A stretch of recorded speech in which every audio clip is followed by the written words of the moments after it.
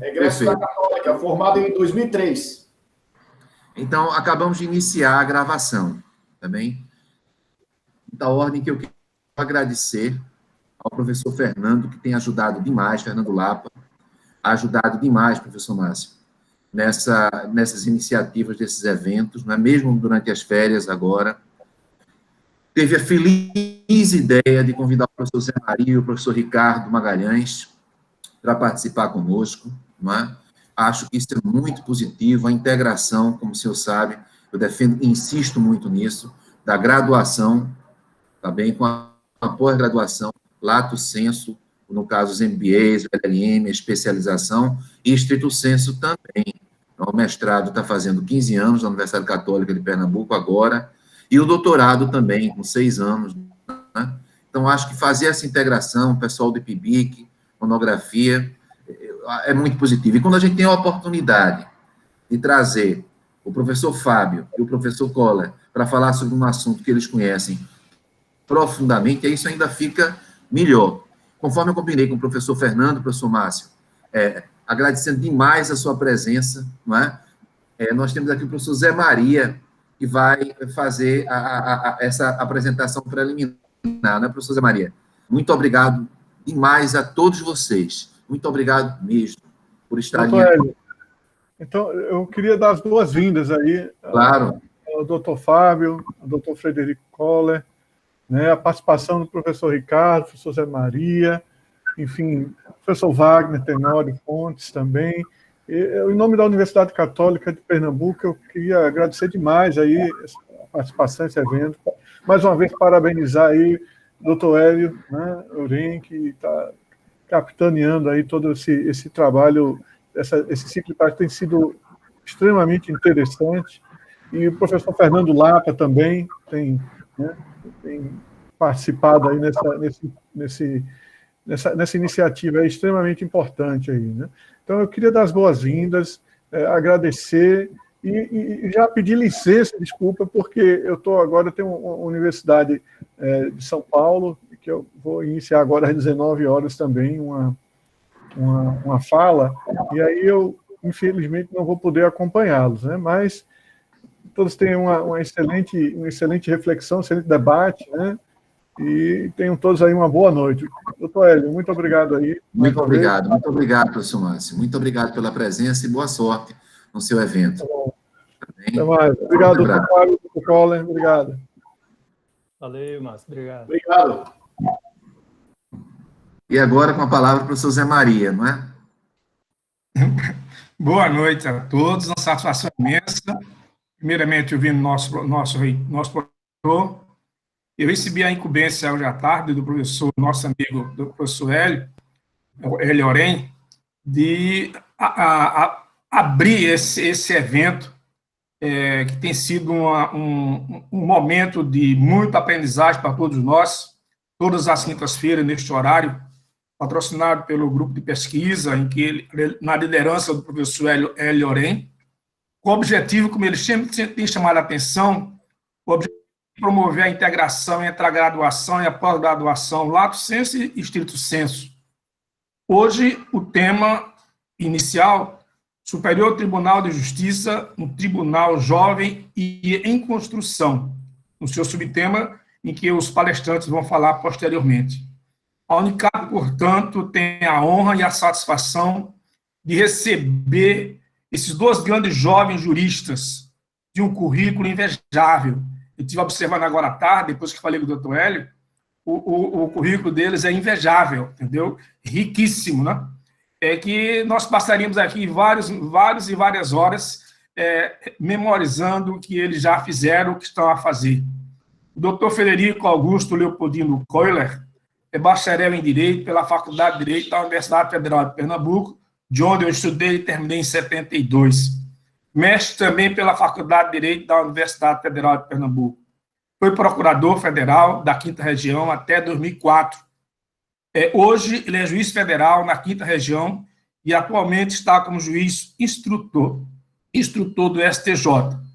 É professor da Faculdade de Direito do Recife, é membro e secretário-geral adjunto do Instituto Brasileiro de Direito Processual. membro da Associação Norte-Nordeste de Professores de Processo, membro da Associação Brasileira de Direito Processual, presidente do Conselho Editorial da Revista Jurídica da Secção Judiciária de Pernambuco.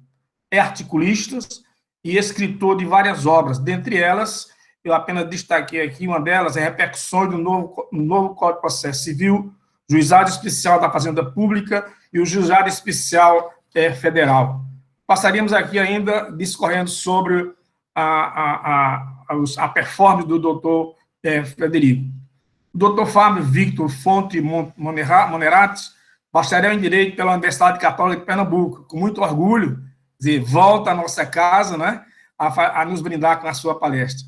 Mestre e doutor pela Pontifícia Universidade Católica de São Paulo, hoje ele é procurador federal da AGU, é coordenador e professor do curso de especialização em Direito Processual Civil da Escola Superior da Advocacia da ESA em São Paulo, professor do curso de especialização da Escola Superior da Procuradoria do Estado de São Paulo e Escola da Advocacia Geral da União, membro do Conselho Editorial da Revista da Advocacia Geral da União, membro do Instituto Brasileiro de Direito Processual, membro da Associação Norte-Nordeste de Professores de Processo, membro também da Associação Brasileira de Direito Processual e membro do Centro de Altos Estudos em Direito Processual, professor convidado de diversos cursos de faculdade do Centro-Sul, professor de Direito Processual Civil do curso de graduação da Faculdade São Judas Tadeu, é autor e é coordenador de publicações com ênfase em Direito Processual Civil e em Direito Público. A última obra que ele produziu é a Introdução ao Estudo do Direito Processual Civil. É articulista e é escritor. Pois bem, são esses dois homens que vêm nos brindar, falando hoje sobre recurso especial, juízo de admissibilidade.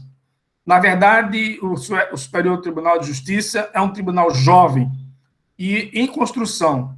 Foi criado pela Constituição Federal de 88, instalado em 1989, portanto, é jovem também.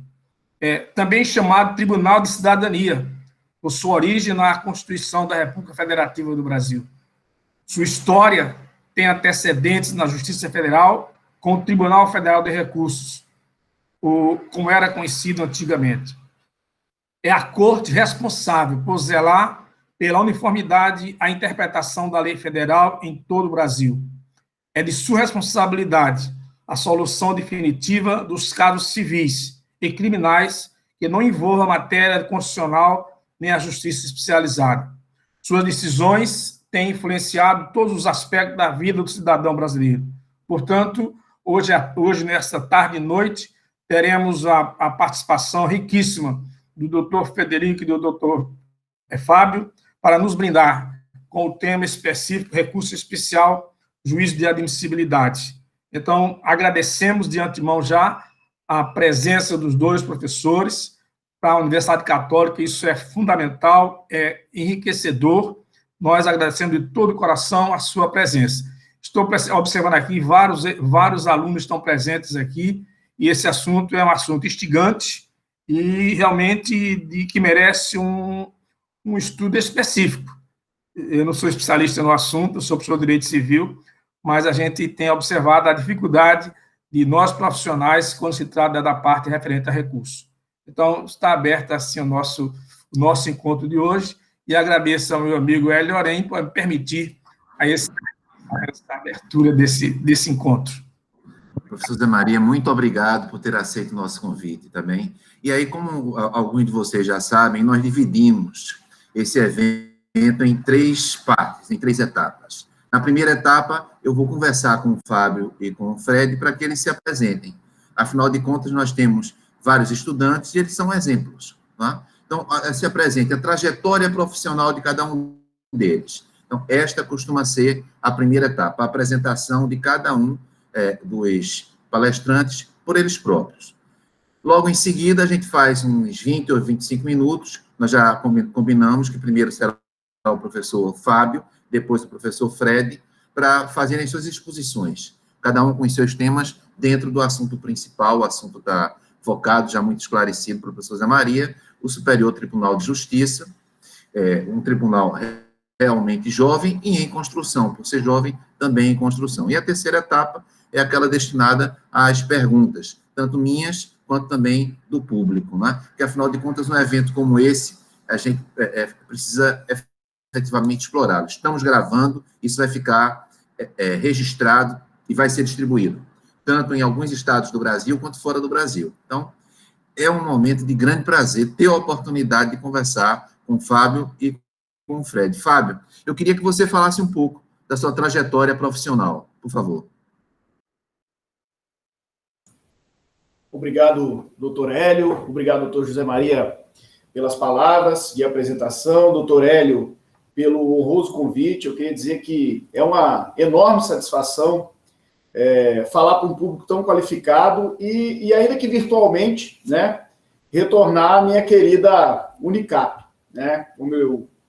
Como já foi adiantado, eu acabei dizendo, eu já sou egresso da Universidade Católica de Pernambuco, entrei em 1998, me formei em 2003, e nesse mesmo ano eu fui aprovado no concurso de procurador federal, um dos primeiros concursos para procurador federal promovido pela Advocacia Geral da União, de modo que eu colei grau e alguns meses depois eu fui nomeado para o cargo para a cidade de São Paulo. Na verdade, para ser bem sincero, a minha vontade inicial era, obviamente, permanecer em Recife, né, como pernambucano que sou, mas, infelizmente, em Recife não haviam vagas e eu tive que escolher outra cidade, e eu escolhi justamente São Paulo para que pudesse dar continuidade aos estudos. Já em 2004, eu estou falando de dezembro de 2003, foi quando eu cheguei em São Paulo, já em 2004, fevereiro, março, iniciei os estudos de pós-graduação na PUC, inicialmente pela especialização, fim da especialização, emendei com o mestrado, né, e dei um tempo por outras atividades acadêmicas e atualmente estou espero que o último semestre do meu curso de doutorado, também na PUC São Paulo. Nesse intervalo entre mestrado e doutorado, além, né, da continuidade na atividade de procurador federal, eu destaco que participei como coordenador da Escola da Advocacia Geral da União.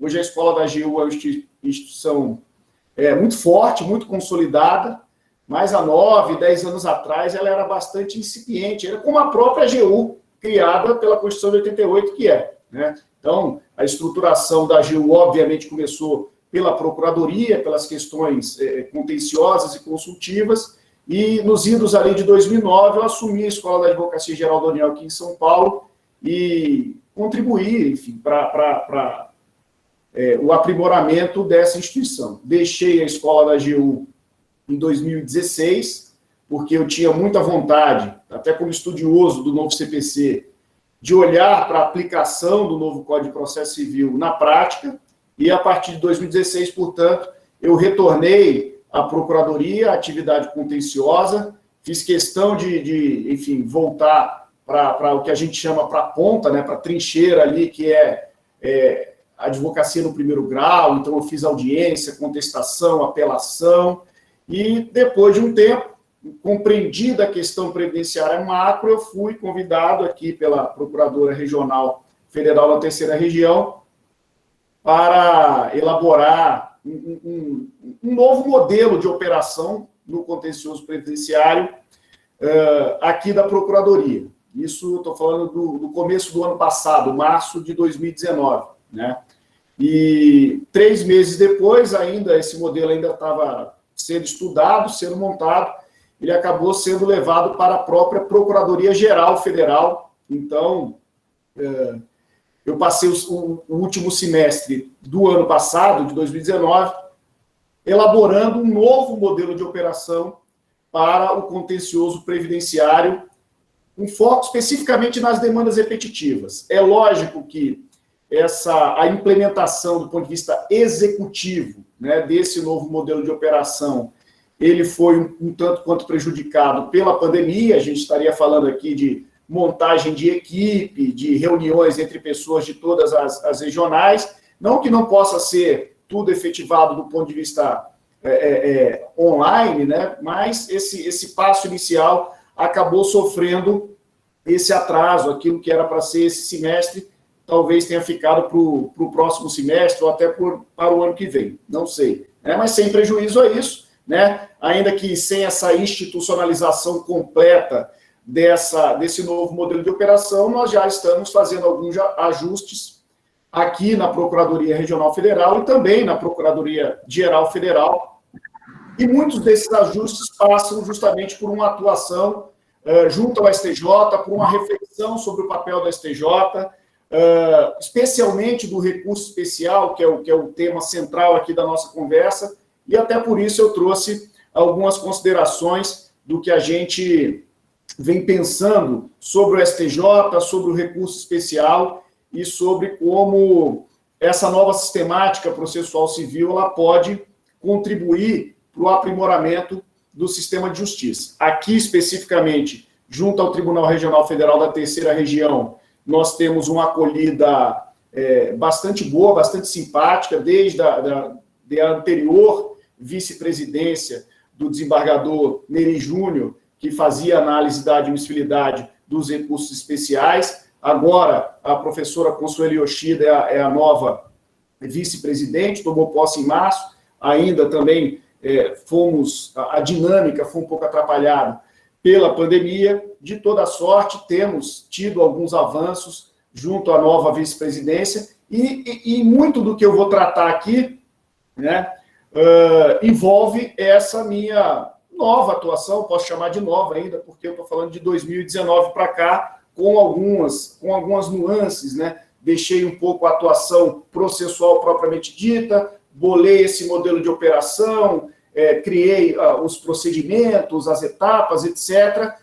Dada a não implementação, voltei para a atuação processual já numa parte executiva mais genérica e gostaria de dividir algumas experiências, algumas angústias, algumas dificuldades, e nessa medida ouvir, né, os senhores, sobretudo à luz, né, do olhar do TRF da 5ª Região. Para mim vai ser uma experiência bastante grande também nesse sentido, né, e ouvir o meu amigo Fred Kohler, que é do juiz junto ao TRF5, né, na 5ª Região, e hoje está auxiliando o ministro Og no STJ também. Vou levantar algumas bolas aqui e pedir para o Fred comentar e trazer a visão do STJ em alguns aspectos. Né? Então, eu acho que, em apertada síntese, essa é a minha trajetória, desde aí dos bancos da Católica até os dias de hoje.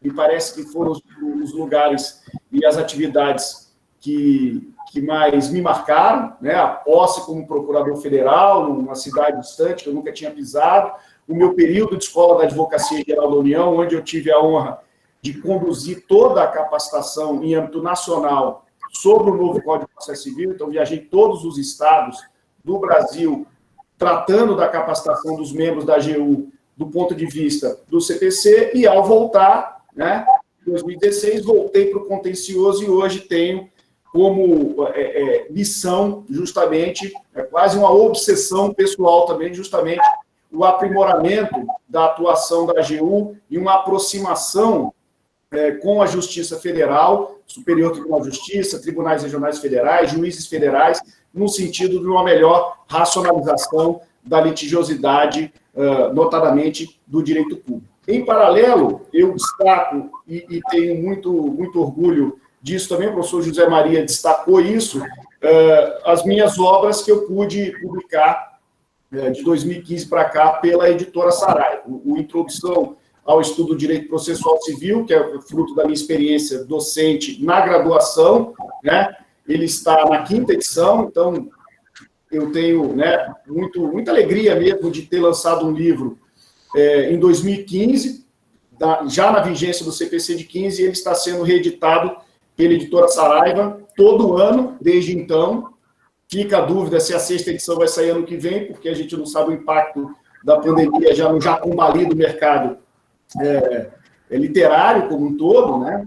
E no final do ano passado, tem muito a ver com o que eu quero tratar aqui, tem muito a ver com o meu trabalho hoje. Eu lancei também pela editora Saraiva um livro que se chama Súmulas e Precedentes Qualificados, onde eu trago, né, as minhas experiências e minhas reflexões justamente sobre o papel do STJ, o papel do Supremo Tribunal Federal, e eu tento, na medida do possível, sempre trazer essas minhas experiências acadêmicas e como escritor, estudioso do direito, para a atuação, para a minha atuação como advogado público, e é por isso que eu agradeço essa oportunidade de poder dividir, né, esses olhares com um público tão qualificado, e na minha querida Universidade Católica, que é um prazer sempre revisitar. Fisicamente, estive aí algumas vezes depois de formado, umas 4, 5 vezes em congresso, palestras, etc.,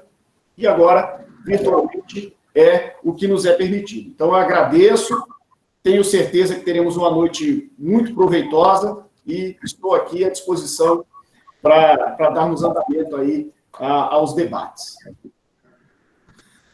Eu agradeço ao professor Fábio, que fez um resumo da sua trajetória profissional. Eu quero também registrar a presença de alguns juízes que estão aqui, registrar a presença de alguns professores, estou vendo agora a professora Anne, também é presente, e quero agradecer a cada um de vocês por termos a oportunidade dessa convivência pelo meio digital. E, em seguida, com a palavra, o Fred Kohler, não é, um juiz federal, como já foi apresentado pelo professor Zé Maria, agora queremos ouvir do Fred Kohler, quem é Fred Kohler na perspectiva dele próprio. Com a palavra, Fred, por favor. Boa noite a todos. É um prazer estar aqui com vocês. Eu agradeço as palavras do professor José Maria, do professor Elioren, registro aqui também a presença do professor Fernando Lapa. Tem muita gente aqui, realmente, como o Fábio colocou aí, um público muito qualificado.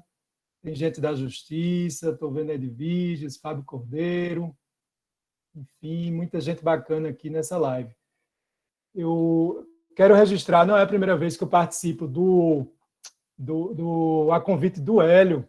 Eu já participei de outra vez com ele lá no grupo de pesquisa que ele coordena. Registro o trabalho dedicado e diligente e preciso que o Hélio sempre encabeçou aí. Ele, além da justiça, ele se dedica de corpo e alma à Unicap e à pesquisa e à academia. Então, para mim é um prazer atender o convite, sempre estou à disposição. Bem, entrando na minha trajetória, sim, registrar também o prazer de estar com meu amigo Fábio Monerá, né, amigo de longuíssima data aí. A gente já tem uma interação muito boa, saudade de vê-lo pessoalmente, mas pelo menos a gente está se encontrando aqui como é possível hoje em dia, né? Veja, gente, eu sou recifense, muita gente pergunta, quem não me conhece, às vezes meu sobrenome, acha que eu sou gaúcho, sei lá, eu sou recifense mesmo. Estudei aí no Colégio São Luís, né? Sou recifense da Gema, vivi minha vida toda aí em Recife. O sotaque não nega, né? Estou em Brasília, mas eu abro a boca aqui, todo mundo já, recifense e tal, então não nega, eu carrego com muito orgulho, gosto, não disfarço, né? Eu estudei na Federal, eu entrei em 98, estudei de 98 até 2002. Foi um período em que houve uma greve muito grande lá na Federal, a gente chegou a passar uns 6 meses de greve, era um período difícil. E minha primeira grande luta foi conseguir colar grau a tempo de assumir o cargo de procurador federal, porque eu passei no concurso, foi o primeiro concurso unificado da carreira de procurador federal, que foi em 2002. Foi um concurso, inclusive, muito rápido. Eu me recordo que o edital foi lançado em abril e em 1º de agosto, salvo engano, estava tomando posse. Então, um concurso que durou poucos meses. E eu tive que acelerar essa colação de grau. Foi uma batalha imensa. Tive que, enfim, diligenciar junto a cada professor para conseguir fazer trabalhos e conseguir agilizar, né, o último período, que tinha sido atrasado por conta da greve. Mas eu consegui, e a coisa que eu lembro com muito orgulho e prazer foi que eu formei numa sexta-feira, eu colei grau, lembro lá com o meu queridíssimo diretor Ivo Dantas, que era o diretor da faculdade, ele colou meu grau numa sexta-feira, lá na sala da diretoria, e na segunda eu tomei posse. Então eu não tive nem férias nem nada, já saí direto da faculdade realmente para o trabalho. A experiência, sim, e aí registrar que isso eu não posso deixar de registrar. Desde a época da faculdade e estudando para concurso, eu frequentava a Unicap, sempre gostei, acho uma universidade com um astral muito legal, uma estrutura excelente. Usava a biblioteca da Unicap bastante.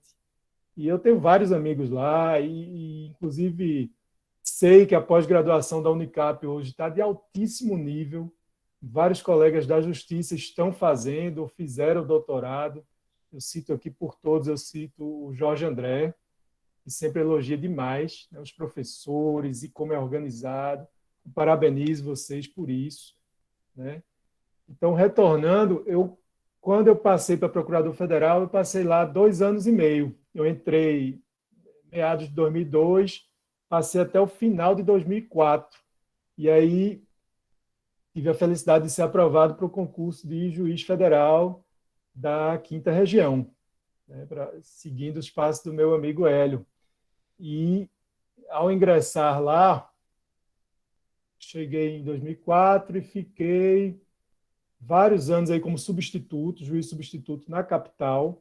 Eu fui substituto da 2ª Vara, do meu querido Francisco Alves, né, um dos juízes mais antigos aí da região em exercício, experientíssimo, né, juiz trabalhador, e que eu aprendi muito lá.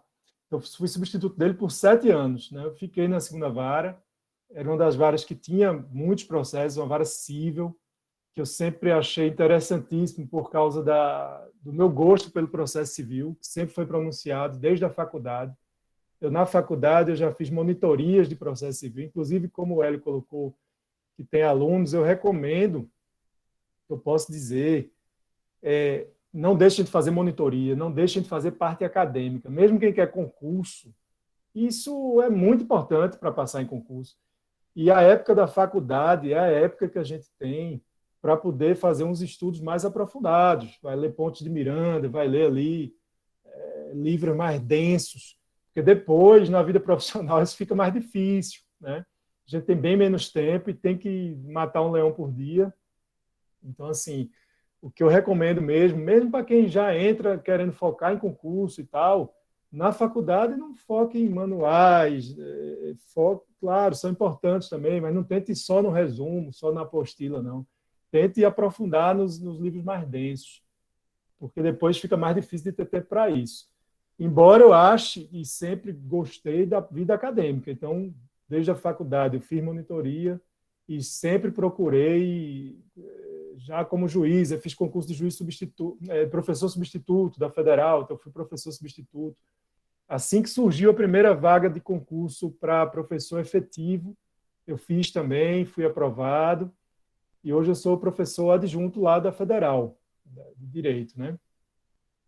E é algo que muito me honra. Eu estou afastado atualmente porque estou aqui em Brasília há 2 anos, mas eu passei 7 anos como substituto, em 2011 eu titularizei, fui para o interior de Pernambuco, eu fui para Salgueiro, passei poucos meses lá, 2, 3 meses em Salgueiro, depois fui para Garanhuns, também passei 4 meses em Garanhuns, fui para Palmares, e Palmares eu fiquei quase 2 anos.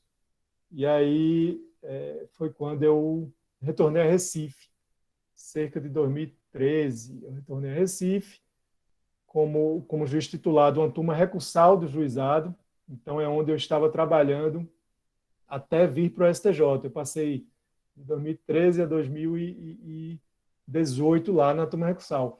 Em 2015, eu fui convocado para a TNU, a Turma Nacional de Uniformização dos Juizados Federais, algo que também muito me honrou. O Hélio também foi da TNU, numa composição mais antiga, e a TNU é algo que foi um aprendizado importantíssimo para mim. Para quem não sabe, são 10 juízes, 2 juízes federais de cada região, de cada uma das 5 regiões. Então, é onde onde se permite que o juiz tenha uma visão nacional do fenômeno dos juizados especiais. isso não é só por ter juízes do país todo, é por a gente analisar processos que vêm do país todo. Isso é tão interessante que a gente pega, por exemplo, um processo de análise de segurado especial, agricultor. A gente vê que o conceito de segurado especial agricultor no sul do país é um, no Nordeste é outro, no Norte é outro, e vê como esse país é imenso e como isso enriquece a gente, essa visão nacional.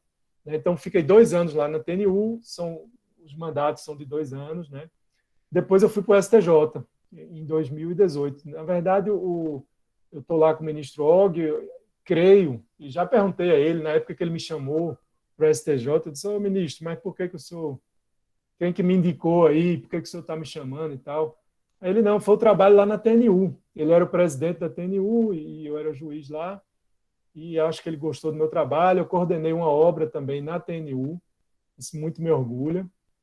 Foi um livro de súmulas da TNU comentadas. Foi uma obra coletiva, toda comentada por juízes que compuseram a TNU. Então, uma obra maravilhosa, tive o prazer de coordenar, sem ganho financeiro nenhum, foi pelo próprio CJF, pelo Conselho da Justiça Federal, mas fizemos essa obra aí, comentada todo por juízes que compuseram a TNU. Então, ficou como que uma interpretação autêntica ali das súmulas da própria TNU. E, em 2018, fui chamado ao STJ, estou agora completando exatamente 2 anos lá, amanhã completo 2 anos no STJ, e aí sim é uma experiência sensacional. Quem dera todos os juízes pudessem ter, falo juízes porque é a minha carreira, mas, obviamente, há assessores lá que são advogados, que são procuradores federais, advogados da União, advogados particulares, mas é uma experiência sensacional. O que se aprende no STJ realmente, assim, para mim, abriu o horizonte, abriu a mente, vendo o fenômeno lá de dentro, como é que funciona, vendo que não é tão fácil. Às vezes a gente critica muito pesadamente as cortes superiores, mas quando você está lá, você vê que não é fácil resolver o problema, não é tão simples assim. Né? Há críticas, muitas e merecidas, mas também é algo que não é simples de resolver, um problema complexo que tem que ser refletido e bem pensado. Mas é isso, meus amigos, acho que já falei bastante aí nessa parte inicial, estou à disposição, estou animado para a gente debater aí, fiquem bem à vontade para perguntar, a dinâmica aí por mim podem, eu não sei como é que é exatamente a dinâmica, não sei se é pelo chat ou participando, mas estou à disposição para o diálogo, o que for aqui, tá bom? É um prazer, passo a palavra para o Hélio de volta. Então, olha, gente, eu quero agradecer a cada um de vocês, a todos. Eu vi que o D'Artagnan também estava, juiz federal, lá no Ceará, Rio Grande do Norte, enfim. E, na verdade, agora eu vou fazer uma provocação para início da palestra do Fábio. O Superior Tribunal de Justiça, ele surge na Constituição de 5 de outubro de 88, mas ele só se instala em 89, a partir dos anos 90. E aí é um tribunal jovem, é um tribunal que está conseguindo realizar as suas funções. Então, eu queria que falasse um pouco sobre a estrutura atual que existe no STJ, do recurso, e, claro, se houver algum defeito, algo que é normal, tem alguma sugestão de aprimoramento. Então, com a palavra, o professor Fábio. Tá bem? Muito obrigado, professor. Com a palavra. Obrigado, professor Hélio. Cumprimentar mais uma vez a todos. O Fred aí fez algumas referências a mim. Realmente, tem tempo que a gente não se encontra pessoalmente. Certamente, se não fosse a pandemia, não teríamos nos visto pelo menos umas 2 vezes em eventos. O próprio FPPC estava marcado ali em março para Brasília. E o Fred falando me lembrou de uma coisa da minha trajetória que eu me orgulho bastante também. Eu também fui monitor na Universidade Católica de Pernambuco, né? Eu só não escolhi, naquela época, direito processual civil. Eu escolhi direito penal, fui monitor do professor Roque de Brito Alves, recentemente, enfim, falecido em função, inclusive, da Covid, né? E depois, já me encaminhando, tinha uma visão muito parecida com a do Fred, já me encaminhando para o interesse para concurso público, eu fui ser monitor de direito administrativo, né? Fui monitor na reta final, ali já prestando concurso, eu entendi que a melhor forma era estudar Direito Público, e fui monitor do professor Gustavo. Na época era bastante jovem, tinha acabado de chegar praticamente procurador do município do Recife, vindo, salvo engano, de Alagoas ou de Sergipe, uma pessoa também que me deu algumas luzes aí, né, na questão dos estudos e para concurso e na própria vida aí de advogado público, que eu levo até hoje, né? Tem um livro importante sobre proporcionalidade no Supremo Tribunal Federal, que inclusive eu usei bastante na minha dissertação de mestrado, uma vez que eu dediquei um dos capítulos ao princípio da proporcionalidade. Bom, quanto à provocação inicial do papel do STJ e se ele vem cumprindo as suas funções, de fato, em primeiro lugar, é preciso se diga, o STJ é um tribunal jovem, né, com a missão que a Constituição atribuiu ao Superior Tribunal de Justiça.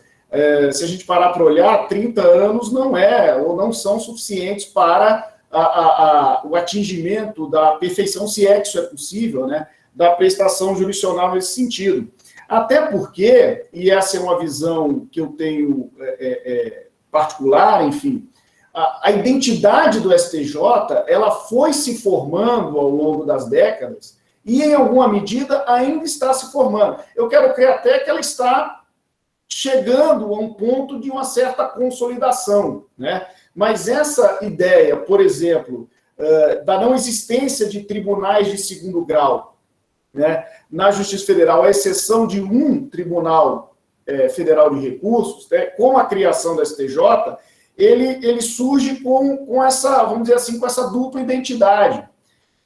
E o rejulgamento das causas em segunda instância, no fundo, elas foram levadas para os 5 tribunais regionais federais, de modo que o STJ, principalmente em um primeiro momento, né, ele conviveu com a dicotomia, mas será uma instância de revisão genérica da Justiça Federal, uma terceira instância, ou será uma Corte Suprema, uma Corte Superior, muito mais com papel de unificação da aplicação do direito. E eu quero crer que, já no início daquela trajetória, né, o STJ, por exemplo, por meio da edição da súmula 6, por meio da edição da súmula 7, ele já começou a identificar a sua identidade muito mais como uma corte superior, uma corte voltada à uniformização, à padronização da jurisprudência nacional, do que uma corte amplamente, vamos dizer assim, de revisão. Só que até esse recado chegar ao jurisdicionado e aos próprios advogados, a gente pode colocar algumas décadas aí,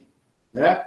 E, na minha leitura, essa consolidação da identidade do STJ passa muito pelo Código de Processo Civil de 2015, né, que, com o seu sistema de precedentes qualificados, e o que eu costumo chamar de uma hipervalorização da jurisprudência, de quase que uma criação, de aspas, de um direito jurisprudencial, vai consolidando aquilo que o STJ, desde sua criação, já tendia a afirmar como sua identidade própria. Quer dizer, com isso que,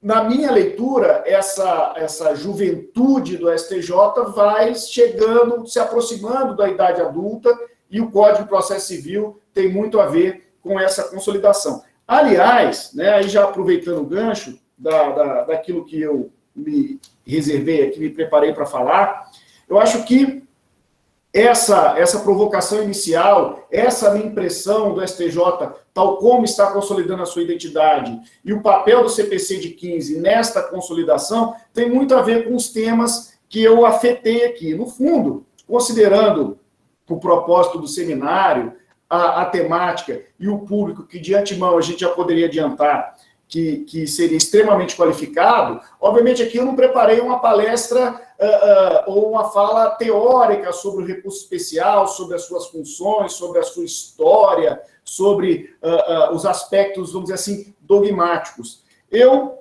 escolhi 4 pontos próprios do recurso especial que, na minha leitura, revelam, vamos assim dizer, o papel do Superior Tribunal de Justiça e fazem esses 4 pontos, esse contato com o reforço que o CPC de 15 deu a esse papel do Superior Tribunal de Justiça. E não deixa de ser, todos esses 4 pontos, uma visão que eu tenho fruto da minha experiência profissional, né? E até eu confesso que me adiantei com o Fred, então ele falou, olha, Fred, eu vou olhar a minha experiência profissional como um advogado público que vê o STJ aqui de baixo, né, da segunda instância, que precisa passar por 2 crivos de admissibilidade, o primeiro deles na própria segunda instância e o segundo deles no Superior Tribunal de Justiça, e vou, inclusive, levantar alguns pontos para que você diga acerca desses mesmos aspectos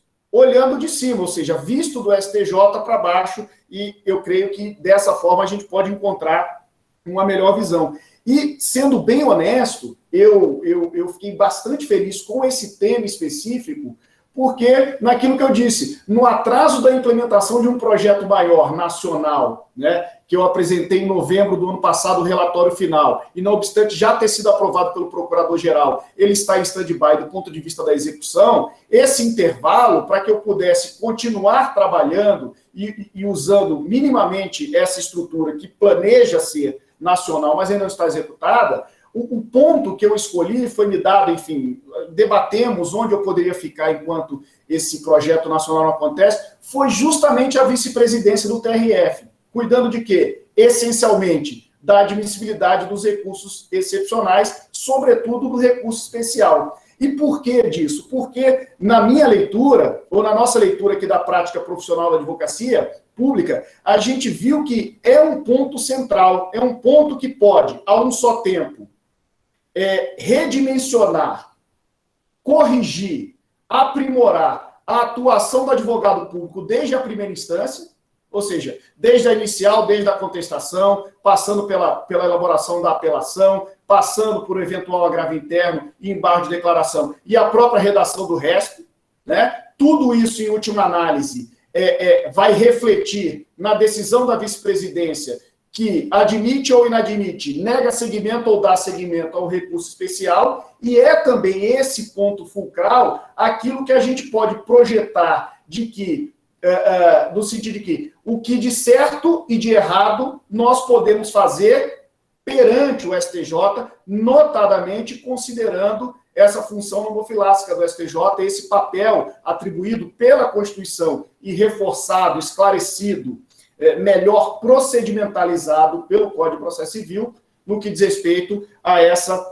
formação de precedentes. Então, em última análise, né, todos esses pontos que eu trago aqui, eles têm este pano de fundo, né, são fruto dessa minha experiência no último semestre, neste da pandemia, neste de 2020, né? Passei as minhas férias em Recife, parecia que eu estava adivinhando, tirei 30 dias para ficar em Recife, eu nunca mais tinha feito isso nos últimos anos, né?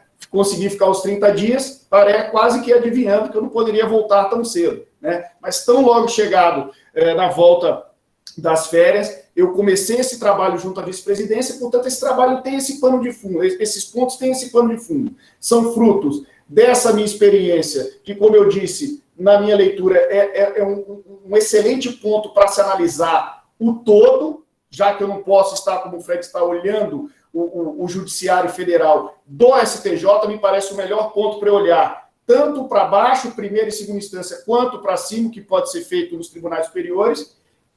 O papel do STJ em si mesmo considerado, que é o mote aqui desse nosso seminário, e as novas diretrizes normativas do CPC de 15, que se a gente está falando do STJ com 30 anos é novo, quiçá o Código de Processo Civil, que tem 4 anos, um pouco mais de vigência, né? Então, esse plano de fundo ele vai se revelar em algumas questões, vamos dizer assim, elas não são exatamente ou exclusivamente de ordem prática, são questões que elas surgem na prática, mas nos permite raciocinar do ponto de vista sistemático e questionar alguns dogmas, alguns princípios e algumas regras processuais.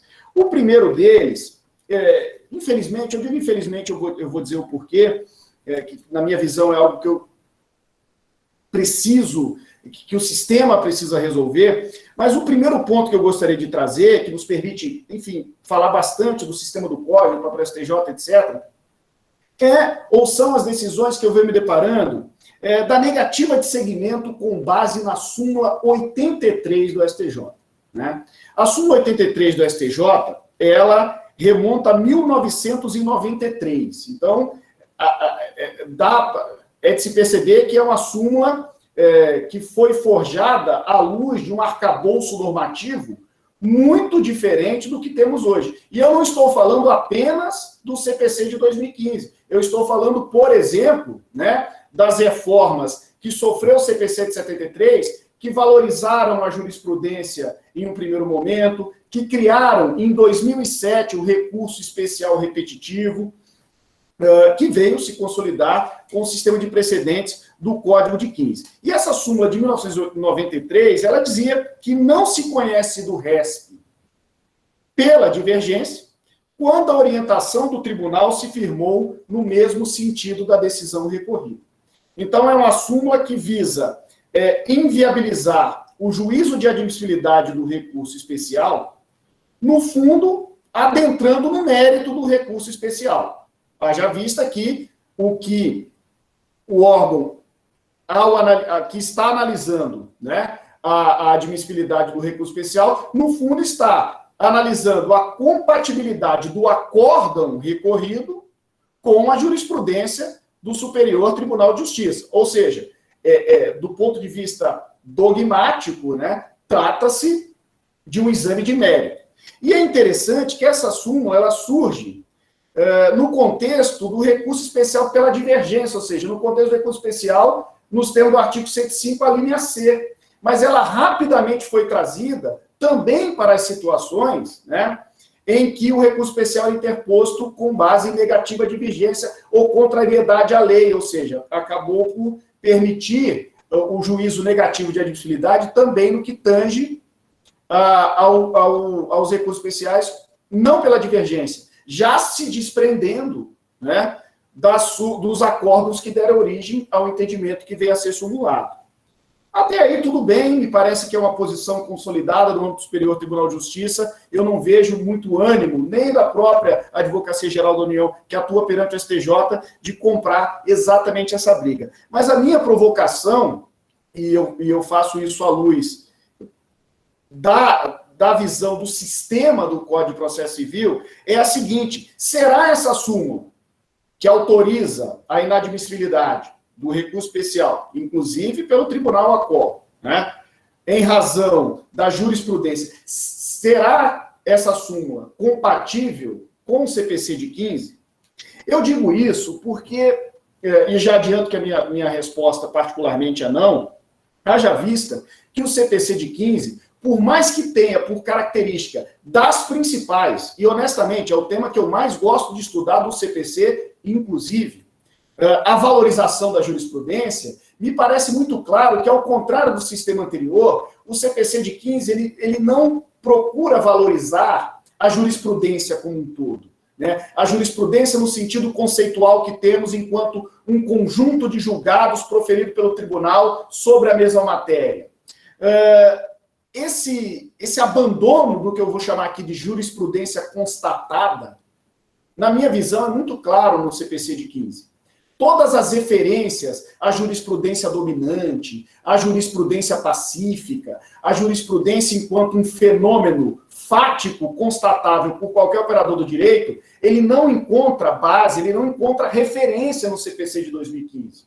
E na minha leitura, há um motivo para isso, né?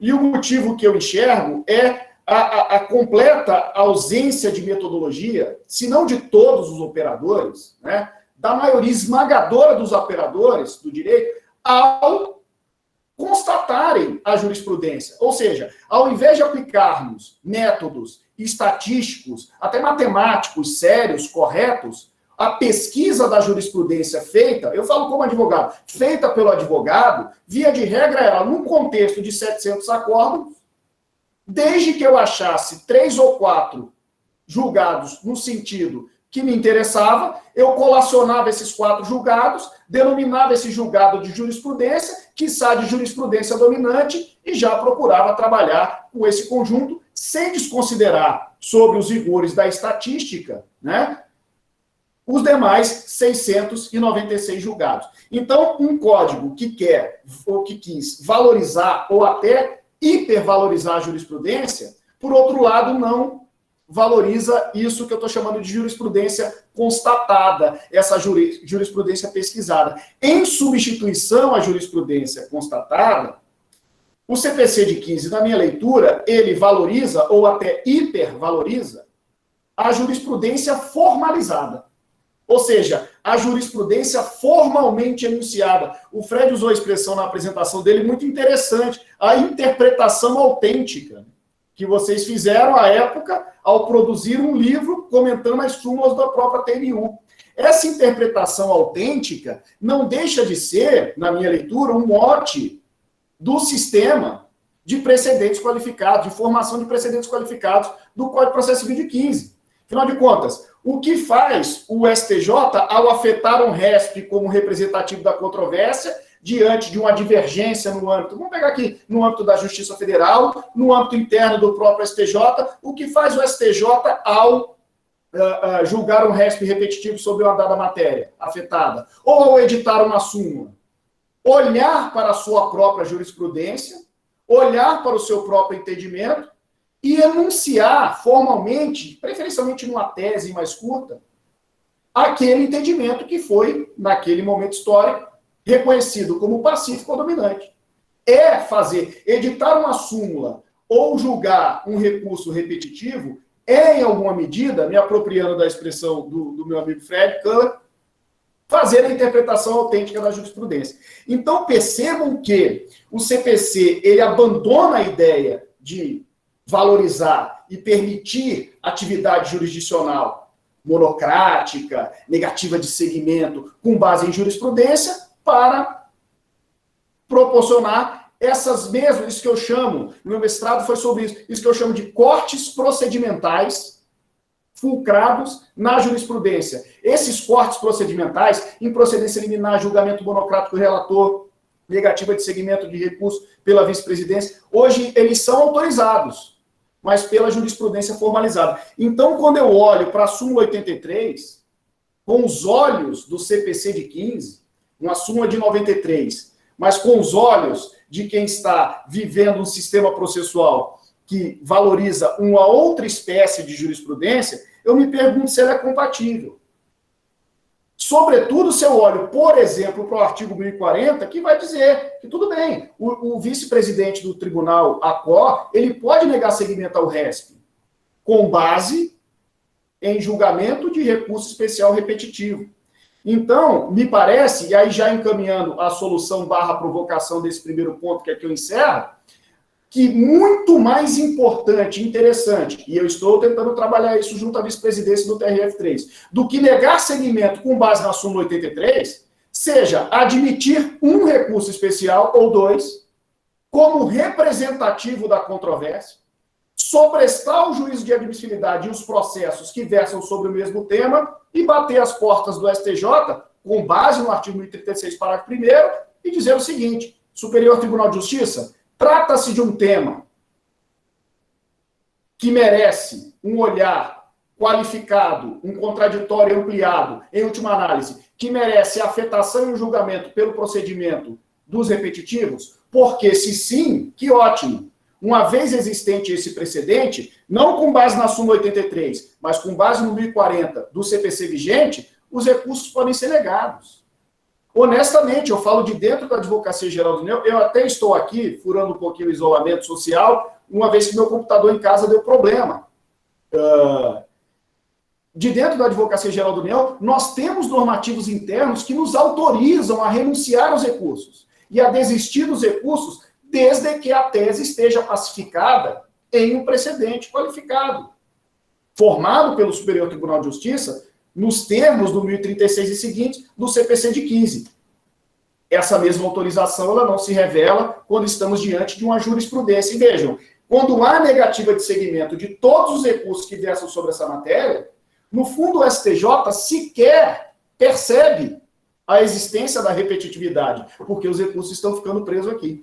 Né? Então, trata-se de uma súmula, a meu ver, ultrapassada, que pode ter a sua ou as suas funcionalidades, né, de evitar o excesso de recursos ao STJ e permitir o exercício da jurisdição pelo Tribunal ACOR, ela pode ter suas funcionalidades substituídas por uma outra metodologia, mais atual, mais compatível com o nosso sistema, que é justamente a afetação pela própria vice e julgamento pelo rito do repetitivo pelo Superior Tribunal de Justiça. Formado o precedente qualificado, me parece que não há maiores problemas. Esse mesmo problema, Fred pode me corrigir se eu estiver errado, e passar a visão dele, que no âmbito do STJ, pelo menos o que eu sinto, é divergente. Se dá com a autorização do julgamento monocrático pelo relator. E aí vale até para o STJ. O que eu quero dizer com isso? O 557 do CPC de 73, verdade, permitia que o relator julgasse monocraticamente o recurso, vejam, cortando direitos, né, abreviando o processo, ponto para a celeridade, mas cortando direitos ao órgão colegiado, à sessão de julgamento, à sustentação oral, etc., com base, CPC de 73, artigo 557, com base em jurisprudência dominante. O equivalente a esse dispositivo na sistemática atual do CPC de 15 vigente não fala em jurisprudência, fala exatamente em súmulas e precedentes qualificados, dentre os quais, para o STJ, o recurso especial repetitivo. Novamente, né, muito mais útil do que milhares de decisões monocráticas, baseado em jurisprudência, que desafiarão o agravo interno, é jogar para o colegiado um ou dois recursos especiais representativos da controvérsia, pacificar e, com base nesse precedente, né, aí sim, autorizar o julgamento monocrático. E antes que se diga, isso é muito importante, antes que se diga, né, que é uma mera formalidade, Fábio, se você está exigindo a instauração de um repetitivo para dizer a mesma coisa que a jurisprudência já diz, não é muita formalidade. Antes que se diga isso, é preciso que a gente tenha em mente o seguinte: se de um lado o que é jurisprudência dominante é metodologicamente, matematicamente muito difícil, os estatísticos teriam muita dificuldade para fixar a jurisprudência dominante sobre um tema. Eles precisariam cortar no tempo, eles precisariam verificar numericamente a quantidade de julgados, o sentido, o alcance, a ratio decidente da fundamentação de cada um. Tudo isso é substituído pelo procedimento de formação do precedente qualificado. Por exemplo, para ficar no STJ, do récio repetitivo, onde a gente tem audiência pública, participação de amicus curiae, a exigência, portanto, de um contraditório maximizado, de uma motivação mais ampla, a publicidade é mais ampla. Então, não se trata de mera formalidade, trata-se da substituição, né, de um fenômeno de difícil definição por algo mais claro, por algo mais preciso, por algo mais seguro e fruto, né, de um procedimento especialmente desenhado pelo Código de Processo Civil para que tenha efeitos vinculantes e aí, quiçá, vede o acesso aos tribunais de segundo grau.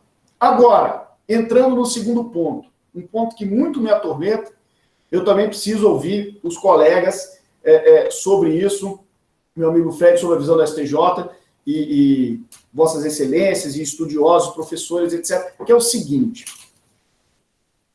vamos imaginar que foi instaurado o repetitivo e foi julgado o repetitivo. Até então, vale lembrar, ou seja, a gente já está do ponto de vista quase ótimo do sistema, porque se temos repetitivo, não vamos investigar a jurisprudência constatada.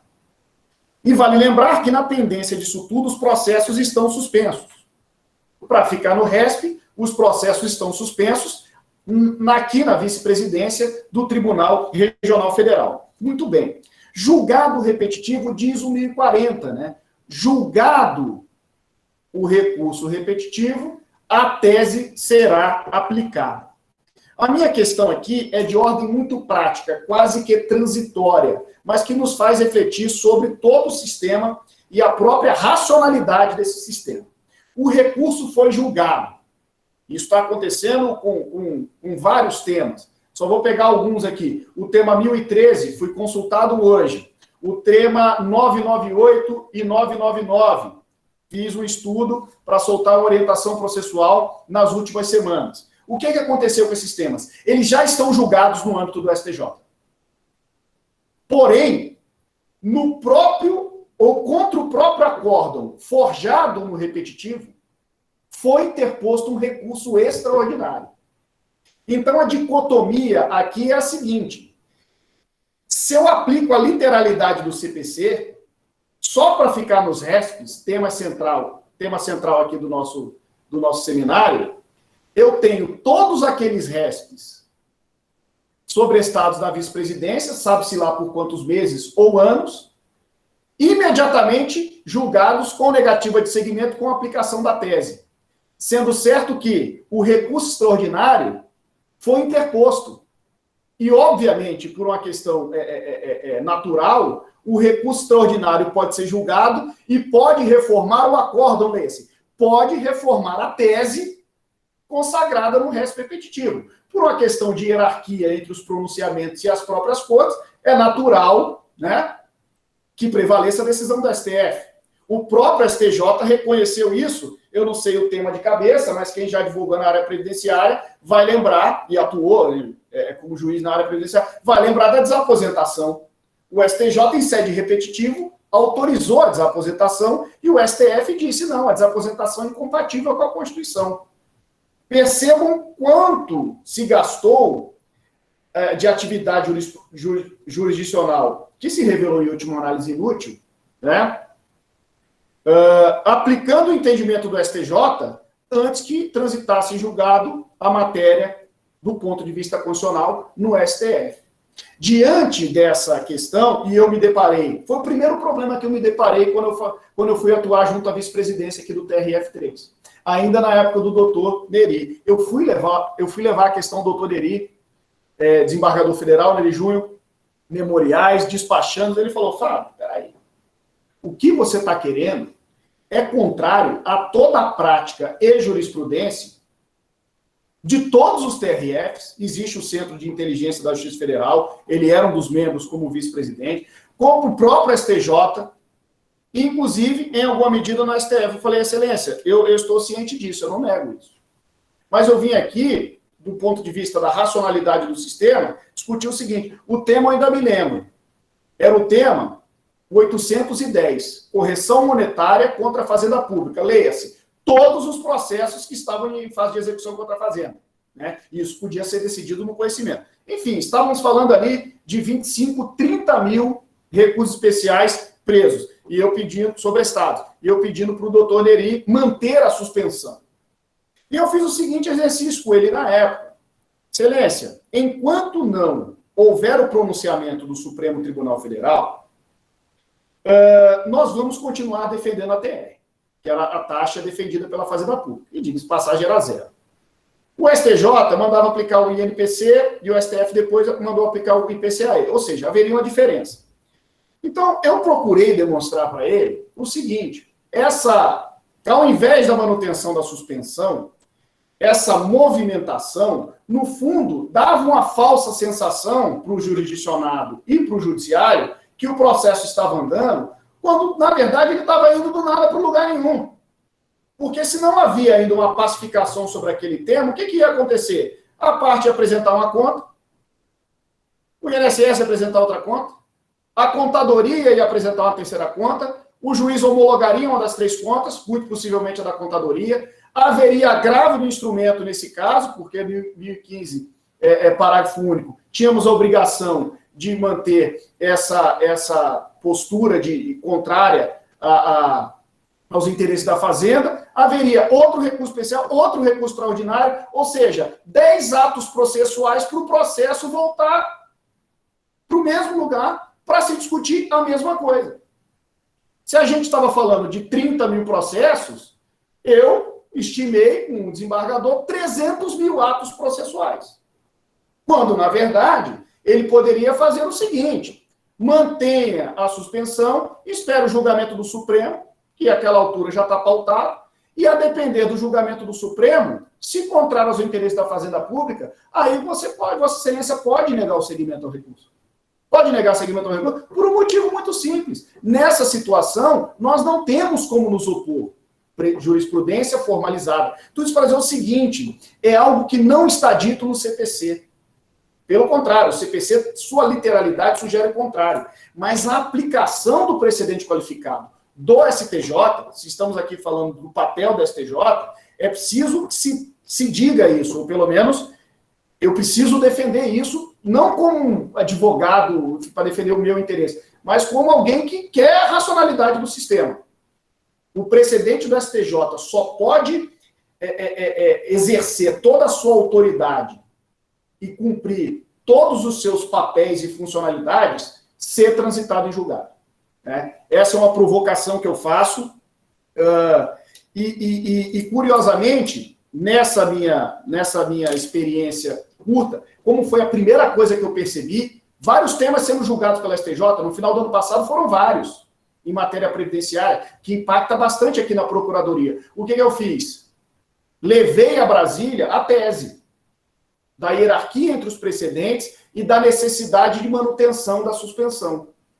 Quando fiquei bastante feliz, né, ao receber no tema 999 e logo depois no tema 1007, duas decisões da ministra Maria Tereza, vice-presidente do STJ, reconhecendo que o extraordinário, nesse contexto, deveria ter efeito suspensivo.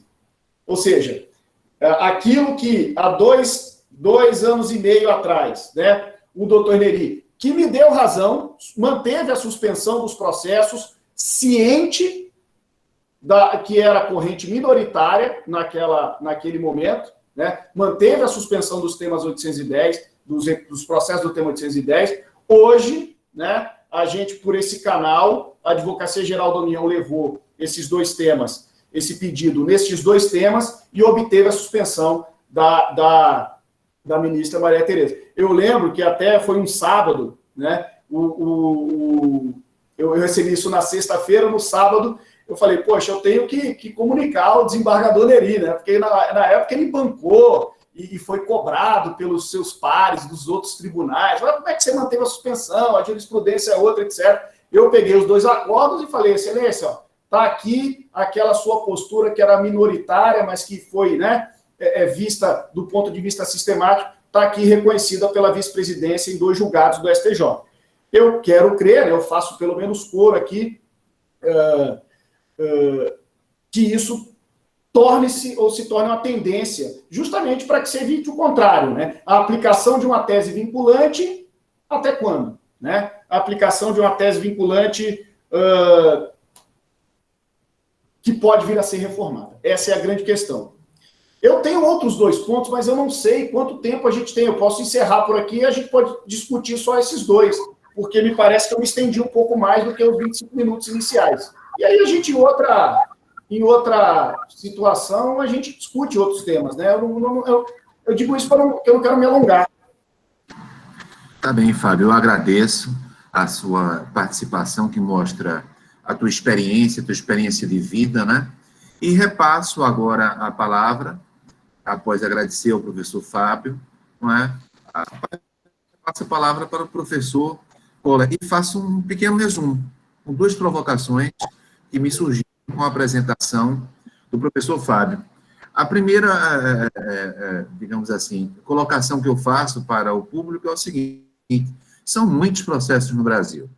O brasileiro judicializa muito as questões. Então, parece que os tribunais superiores, eles tentam se defender dessa avalanche de processos. E como é que o tribunal se defende? Ampliando e hipertrofiando o juízo de admissibilidade.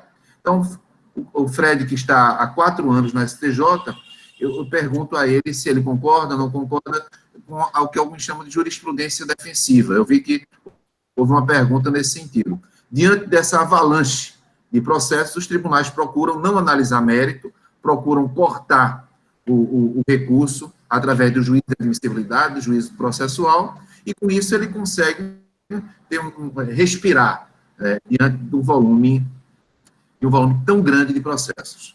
E isso conduz a uma segunda colocação, Fred. É o seguinte, o STJ, 30 anos, muito novo.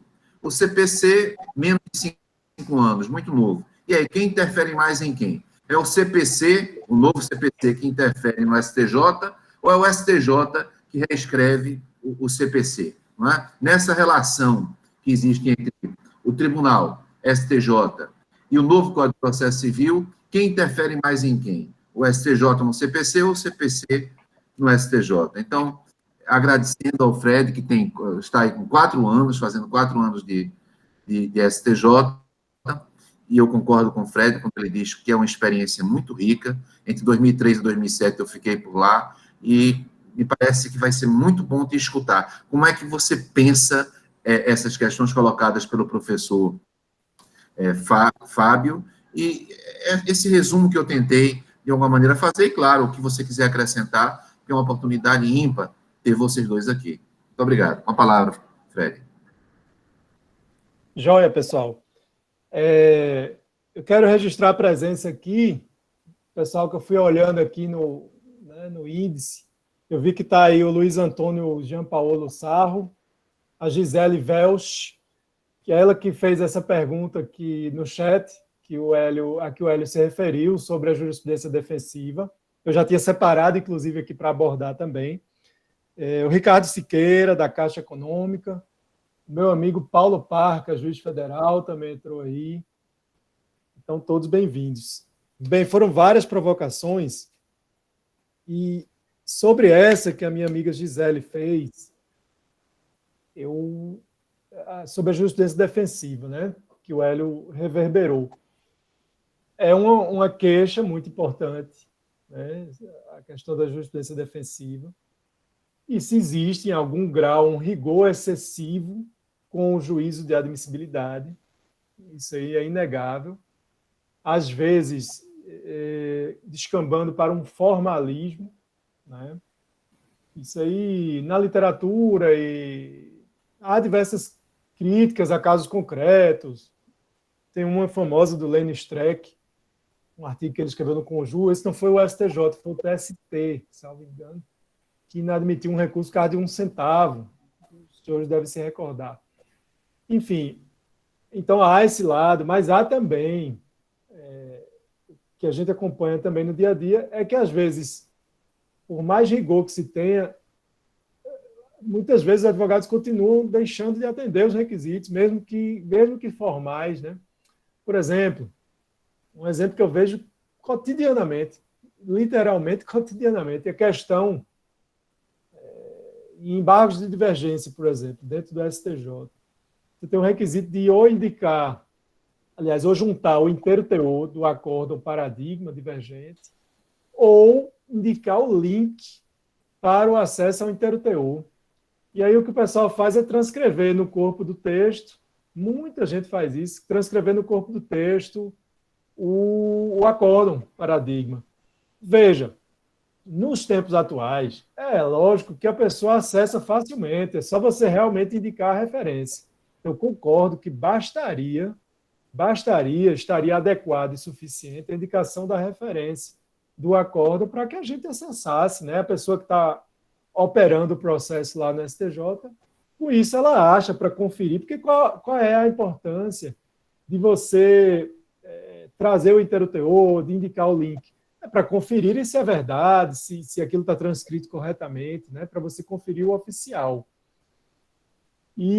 Mas às vezes o povo não faz isso, então assim, aí termina gerando a inadmissão mesmo. Embora eu reconheça que talvez fosse suficiente a referência, mas mesmo sabendo que não é suficiente, às vezes o pessoal não junta, né? Então tem que ter muito cuidado realmente no atendimento aos requisitos de admissibilidade.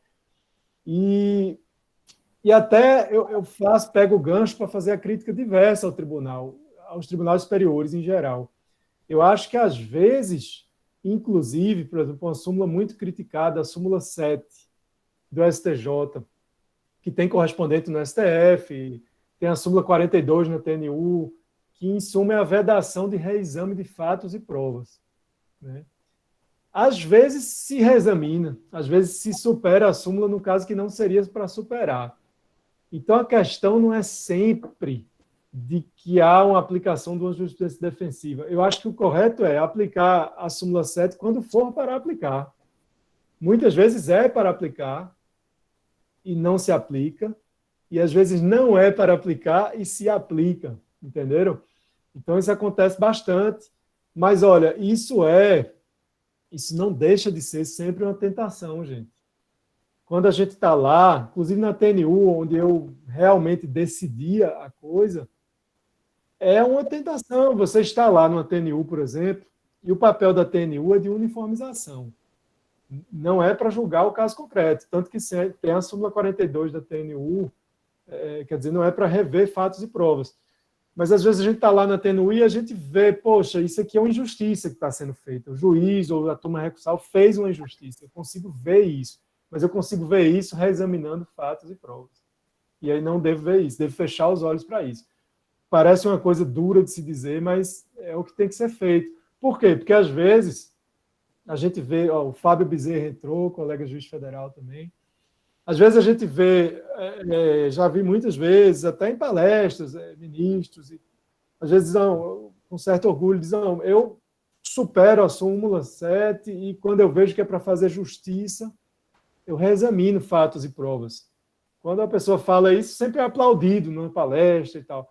Mas eu acho que isso é uma coisa muito danosa, inclusive. Por quê? Porque, sendo assim, você gera uma esperança do advogado de que, em alguns casos, quando houver injustiça, pode-se rever fatos e provas e superar a súmula 7. E aí eu, como advogado, eu tentaria. Aí por isso que o advogado tenta, porque ele pensa, vai que no meu caso, e é claro que no caso dele ele acha que está sendo feita uma injustiça mesmo.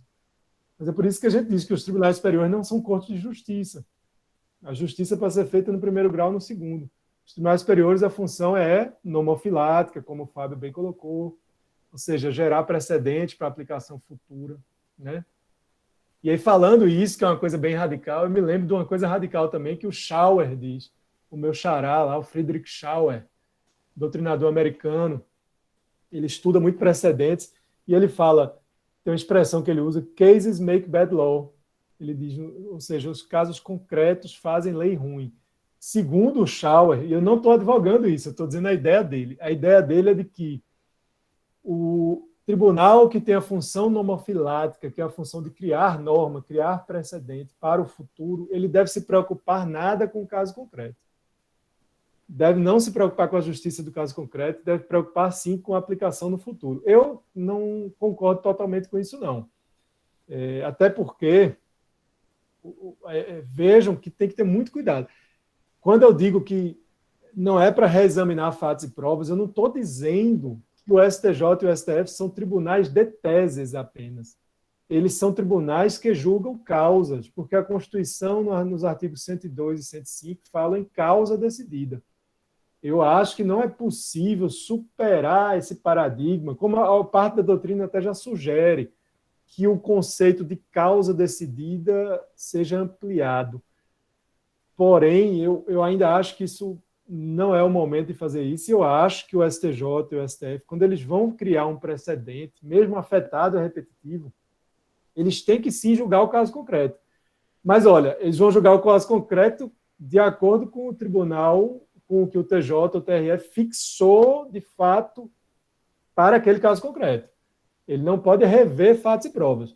Mas o caso concreto ele é importantíssimo para que, no futuro, quando fosse aplicado o precedente vinculante, se possa extrair a ratio decidendi, porque ratio decidendi a gente extrai examinando os fatos que foram julgados no caso concreto, que formou o precedente. Daí aquela importância de que a gente não estude precedente simplesmente lendo a ementa, chamado ementismo, né? Ou hemenêutica, sei lá, de pegar e querer só ler a ementa, ou hoje em dia está pior, ler só o enunciado da tese repetitiva, você lê a súmula só, né? Você tem que ir no inteiro teor. Eu, na prática, eu já vi vários e vários casos em que houve um dano imenso de aplicação errônea de precedente em súmula do TNU, por exemplo. Eu lembro daquela súmula do porte de arma de fogo da TNU. Se aplicava muito errado aquilo, porque não se foi no inteiro teor do precedente, né? Enfim, então isso é muito importante, é um ponto muito importante. o Fábio colocou uma questão excelente aí da súmula 83. A súmula 83 é aquela que diz que não se conhece de recurso especial pela divergência, quando a orientação do tribunal se firmou no sentido da decisão contra a qual você interpôs um recurso, né? E o que o Fábio propõe? É uma questão muito interessante. Veja, e aí, gente, eu acho, e eu tento ter um raciocínio bem pragmático na medida do que o direito me permite, do que a norma permite. E assim, muitas vezes a jurisprudência defensiva, ela não é a coisa mais inteligente a se fazer a longo prazo. Um exemplo disso e aí só fazendo um parênteses, eu volto para a súmula 83, mas eu me lembrei agora disso. O STJ, quando julgou o cabimento da reclamação do artigo 988, parágrafo 5º do CPC, esse assunto foi decidido ano passado, final do ano passado. O STJ julgou num repetitivo na Corte Especial sobre o cabimento de reclamação para fazer valer um precedente firmado em recurso especial repetitivo. Então, foi um meta-precedente esse, né? E o que se entendeu por maioria foi um excelente debate. O ministro Olga, inclusive, ficou vencido nesse caso. E o que se entendeu, a posição que prevaleceu, foi a de que não cabe a reclamação. Então, assim, o STJ meio que abriu mão do poder de ele mesmo ver se o seu precedente vinculante firmado em régimen repetitivo está sendo seguido ou não pelos tribunais locais. Abriu mão e deixou isso para os próprios tribunais locais. Você não consegue levar via reclamação isso para o STJ. Eu acho que isso vai terminar sendo revisto algum dia. Por quê? Porque, embora em curto prazo, o pensamento do STJ, não declarado, às vezes até declarado, no julgamento se falou isso, de que, olha, se abrir isso, vai chegar um monte de reclamação, vai encher de reclamação aqui.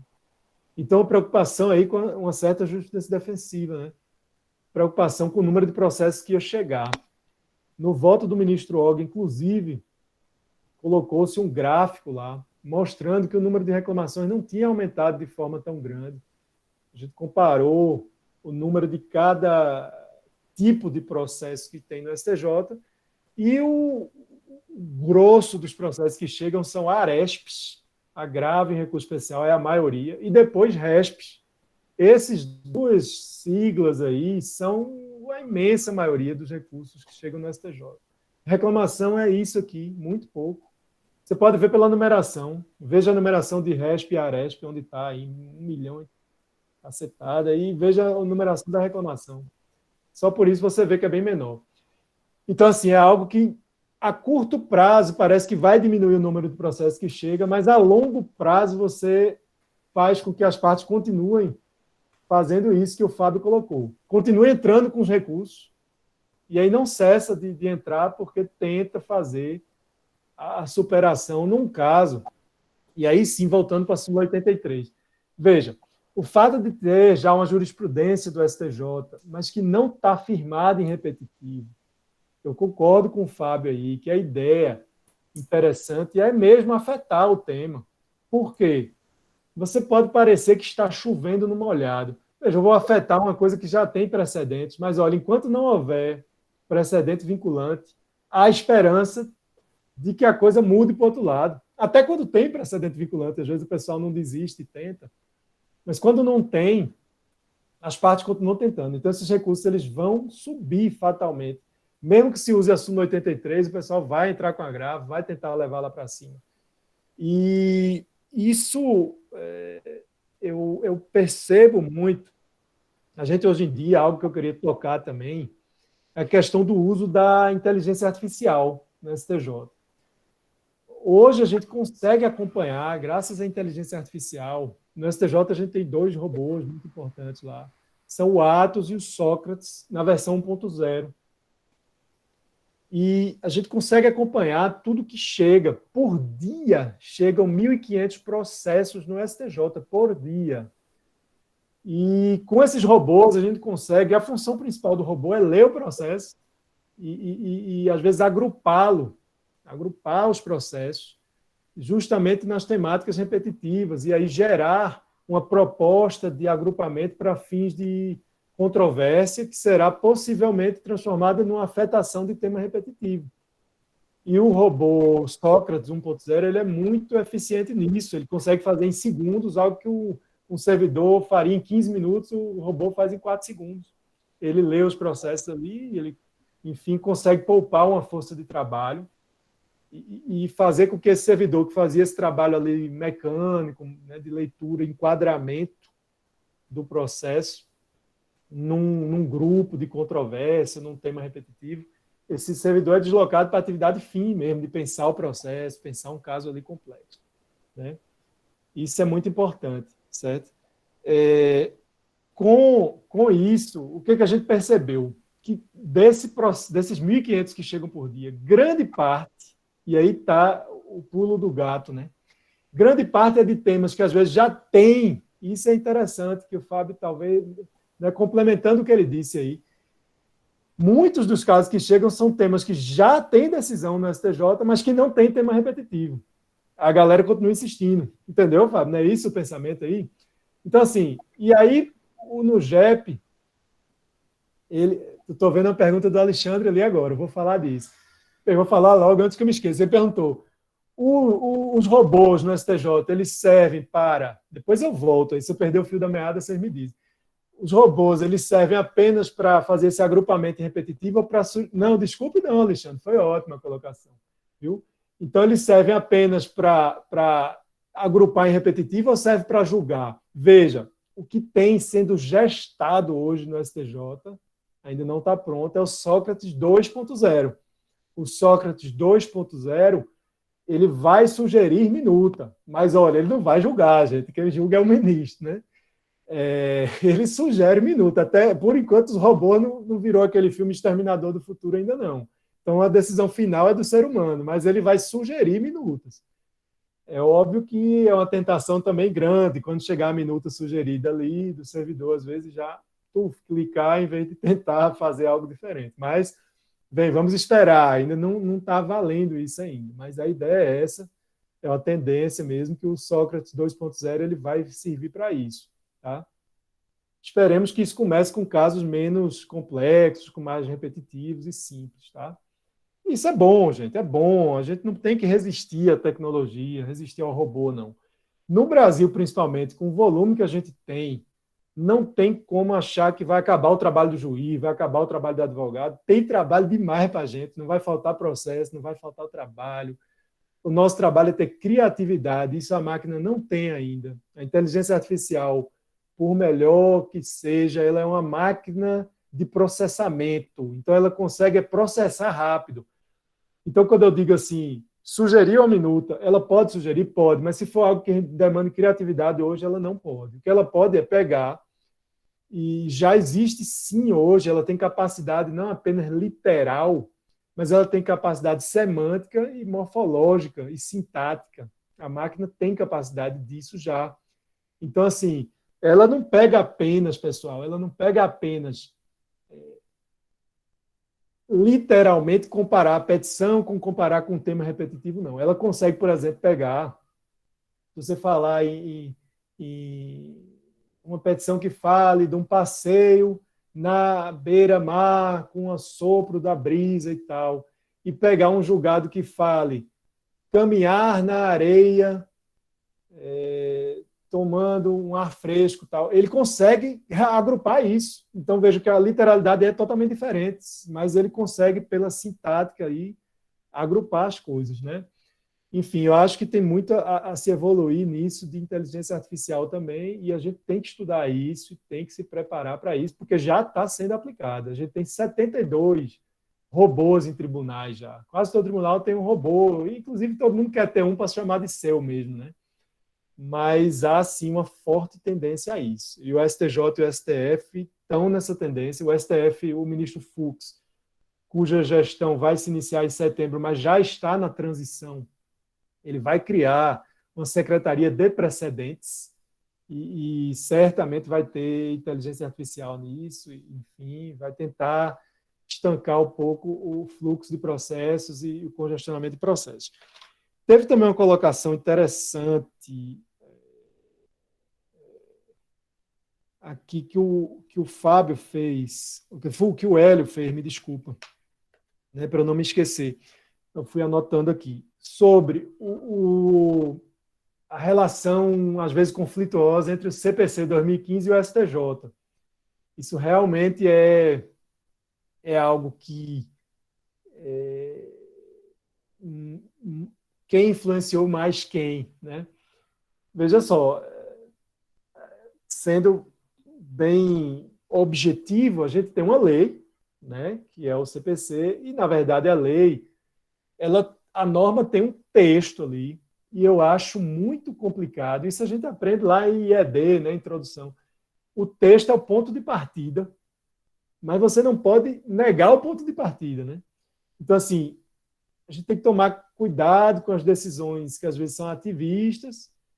Ativismo também é um termo que é pejorativo, que tem um sentido ambíguo, mas há uma zona cinzenta para dizer o que é ativismo e o que não é. Mas o ativismo, no sentido negativo, a meu ver, é aquele em que a gente claramente vê que o texto da norma não foi seguido. O texto da norma foi ignorado. Então, assim, há alguns casos em que se diz que o STJ, às vezes, ele não aplicou o CPC ou ignorou. Por exemplo, a questão... Claro que eu não estou dando minha opinião, não, tá, gente? Estou jogando a polêmica, estou dizendo o que se diz por aí, não quero me comprometer. Estou dizendo, a questão do artigo 1015 do CPC, o rol do agravo de instrumento, essa questão chegou no STJ. E, assim, pessoalmente, eu até acho que o rol foi uma ideia infeliz do legislador, uma ideia muito infeliz. Inclusive, durante o trâmite, todo mundo já falava, a maioria falava que ia dar errado, não ia dar certo, era um retorno ao CPC de 39, daí a importância do estudo histórico também. A criação de um rol de agravo era o que tinha no CPC de 39. E não dava certo na época. O que gerou na época? Gerou impetração de mandados de segurança contra o que não estava no rol, que resultou na mudança total do sistema no CPC de 73, depois com a reforma lá de 94, do agravo de instrumento e tal, para restringir o cabimento. Enfim, terminou que o Código 2015 aí deu uma guinada total na questão do regramento do cabimento do agravo de instrumento. Aí criou um rol. O rol, se você acompanhasse, lá no trâmite, teve uma época que tinha 20 e poucos incisos. Foram enxugando, foram ampliando, e era feita uma sanfona, vai, cresce, sobe. E no final terminou sendo mais enxuto o rol. Mas daí você já via, poxa, peraí, se pensaram na época do trâmite em 20 e poucos incisos, não vai ser menos de 20 que vai satisfazer. Vai ter gente querendo entrar com agravo em caso que não está lá no rol. Dito e feito, começaram a entrar com agravos em caso que não estava no rol, competência e tal, várias situações. O STJ terminou chegando lá a matéria, e em repetitivo o STJ definiu que o rol é um rol, como é que é? Taxativo mitigado. É um rol que é taxativo, mas que pode ser mitigado, o que é meio que uma contradiction in terminis, né? O povo brinca, é igual no forró ali, que tem aquela plaquinha lá pendurada, não pode dançar agarrado, mas se quiser pode, né? Então, assim, o rol taxativo mitigado é mais ou menos isso. Você pegar e dizer que, ó, isso aqui é um rol taxativo, mas, na verdade, a gente pode flexibilizar em algumas hipóteses. Mas em quais hipóteses? O repetitivo não disse, porque não era o papel dele também entrar em casa a casa. Mas terminou que hoje, quando um professor vai dar uma aula do 1015, ele tem que pegar, olhar a jurisprudência do dia, da semana, para ver qual nova hipótese o STJ acrescentou. Já tem para lá de 10 hipóteses aí que cabe ao agravo de instrumento, onde não está no rol. Então, veja, ou seja, ele reescreveu a lei, basicamente, né? E aí já, voltando para aquilo que o Fábio falou, veja, a súmula 83, é muito comum no STJ se aplicar, na verdade, se deixar de aplicar o que está no 932, inciso 4º. O 932, inciso 4º, é que trata do julgamento monocrático. O Fábio tocou nele. É quando o julgador, no caso lá, o ministro, ele pode negar provimento a um recurso especial, por exemplo, monocraticamente, mas o código diz claramente que a hipótese é que o Fábio colocou aí, ou súmula do STF ou STJ, ou os julgamentos repetitivos, que são ou os recursos especiais extraordinários repetitivos, ou IRDR e IAC. o IAC também. Na prática, o que o STJ faz normalmente, cotidianamente? Ele aplica o julgamento monocrático quando há jurisprudência dominante, que é um termo que não é mais nem foi extirpado do Código e continua sendo usado diariamente. Então, na verdade, manteve-se a aplicação da lei anterior, na verdade, né? Não se aplicou aí o Código. Eu não sei se eu estou falando demais aí, Hélio, você me interrompe quando for o momento, tá? Ou me avisa, dá um tempo aí. Não, eu acho que tá muito legal. Acredito, inclusive, se você puder falar um pouco sobre a inteligência artificial, esses dois robôs, um pouco mais, eu acho que é muito útil. É muito útil. Você está tendo uma lá no STJ que lida com inteligência artificial. Sim, sim. A reatividade a isso, parece que isso veio para ficar. E aí, como é isso? Sócrates, em direito, nós buscamos muito a Grécia, né? Já tivemos aqui sistema Tebas, sistema Creta, Atenas, Esparta, e agora Sócrates. Fala um pouquinho aí do Sócrates. Olha, Hélio, realmente, né? Os robôs lá são o Atos e o Sócrates. O Sócrates está na versão 1.0, já está sendo gestada a versão 2.0. No STF, o robô é o Victor, mas aí em homenagem ao ministro Victor Nunes Leal, cuja presença no STF foi muito marcante e tem uma história muito bacana no ministro Victor Nunes Leal. Ele atuava no STF lá na década de 60 e, na época em que ele atuava, não existiam as súmulas. Veja, a gente imaginar o STF sem súmula, né? E o ministro Victor Nunes Leal, ele tinha um caderninho, uma cadernetinha, que ele ficava anotando as coisas. E aí dizem que no julgamento ele era aquele, vamos dizer assim, o famoso peitica, né? Aquele cara chatinho que às vezes os outros ministros traziam uma posição e diziam, peraí, que aqui Vossa Excelência, num caso anterior, julgou de outra forma. Então ele sempre sabia a posição de todo mundo e ele era uma história viva ali do sistema, né? Do julgamento, da jurisprudência. E daí que surgiu a ideia de criar súmulas, que a turma disse, então vamos pegar e botar isso aí no papel. E isso lá em 1963 foi que surgiram umas 400 súmulas de uma vez lá no STF, né? Muito interessante isso. E em homenagem a isso é que se colocou o nome do robô no STF de Victor. Mas veja, eu separei aqui alguns dados interessantes que eu acho muito bom a gente tratar de dados, né? A inteligência artificial, para a gente convencer, tem que mostrar o êxito dela, né? Que ainda nessa escala, nesse estágio inicial aí, mas já tem um serviço relevante prestado. Por exemplo, aqui, o que eu destaquei no meu estudo para a palestra aqui? A inteligência artificial, ela já possibilitou a criação de 51 controvérsias. As controvérsias são esse conjunto de temas aí, o conjunto de processos que são agrupados para formar um tema, né? E aí a controvérsia é levada. Qual é o caminho que acontece no STJ? Há várias possibilidades de formação de controvérsia, mas vamos pegar então um que foi sugerido pela inteligência artificial. E também, assim, lembrando que a nossa inteligência artificial, ela ainda precisa, o Sócrates, pelo menos, precisa de um input. O input é aquela data, aqueles dados que você vai colocar lá para que o sistema dê um output, que é o resultado dele. Ele não funciona, não é realmente igual à máquina do Exterminador do Futuro, não, que pensa sozinho e se adapta a tudo. Ele precisa que a gente dê ordens a ele, então ele precisa de uma diretriz. O Sócrates, ele já está gerido pelo NUGEP, que é o Núcleo de Gestão de Precedentes do STJ, e eles dão a diretriz. Como é que é a diretriz? É interessante. Eu gosto muito de conversar com o pessoal do NUGEP, trabalho também com essa parte de repetitivos lá no STJ, e eles me disseram que é assim, a gente leia todos esses milhares de processos aqui, leia 5.000 vezes ele, para aprender sobre o tema. É assim que a máquina aprende. Ela aprende lendo 5.000 vezes todos os acordos e tal, e aí ele vai aprendendo, processando. Então, a capacidade mesmo é de processamento. E veja, então, ele já sugeriu 51 controvérsias. Ele determinou aqui a afetação de 16 temas já.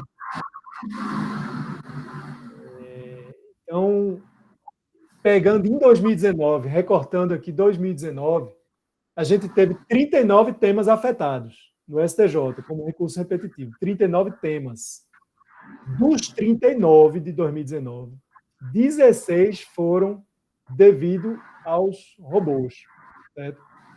Aqui o robô Atos, que fez a sugestão de várias controvérsias, e dessas controvérsias, após a intervenção humana, e o caminho, como eu disse, vai para o NUGEP, e o ministro presidente do NUGEP, atualmente o ministro Paulo de Tarso Sanseverino, excelente ministro, o pessoal do NUGEP faz uma decisão, analisando, e aí é muito interessante. Na decisão, eles fazem referência, normalmente, o sistema Atos verificou aqui que no mês, dos meses de janeiro a março de 2019, ingressaram 3.500 recursos só tratando sobre essa matéria, oriundos de tais tribunais e tal, e tem sobrestados em tais tribunais 30 mil recursos sobre essa matéria. Por isso é que eu estou sugerindo a afetação como repetitivo.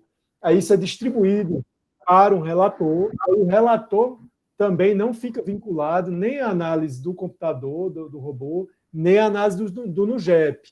O relator é que vai sugerir a afetação da temática como repetitiva. Isso vai ser levado à sessão ou à corte especial, vai ser votado também num sistema virtual que a gente tem, muito interessante.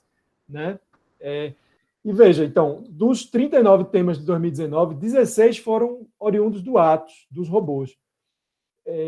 15 temas foram oriundos de indicação dos vice-presidentes ou presidentes dos tribunais de origem, e 4 foram oriundos de IRDRs, RESPs interpostos contra o julgamento de IRDRs. Veja que o número pequeno, né, de IRDRs. IRDR foi algo que não pegou ainda totalmente.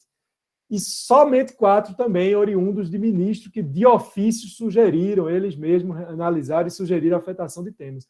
Então, vê que o robô venceu todo mundo aí. O robô ele tem a maioria, considerando as categorias isoladas, possíveis sugestões de temas repetitivos, os robôs foram que sugeriram mais. Daí se vê o resultado deles. Né? Enfim, era isso. Acho que eu já falei bastante aí.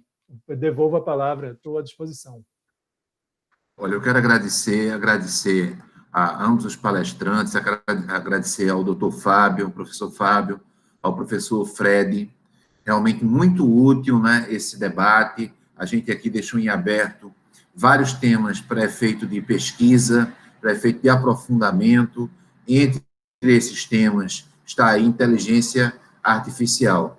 Quem sabe mais adiante a gente consiga, através do Dr. Fábio, através do professor Fred, trazer alguém desse núcleo para conversar com a gente sobre como efetivamente funciona, está funcionando, o que se pretende fazer, qual será a evolução de médio prazo da inteligência artificial nos processos, e em que medida as nossas faculdades, os nossos centros universitários, as nossas universidades conseguem trabalhar com isso, porque, ao que parece, a interdisciplinariedade é uma realidade necessária, não é? Que o direito ele não fique fechado, ele abra espaços, ele procure debater com informática, porque se ele não fizer isso, será atropelado, não é?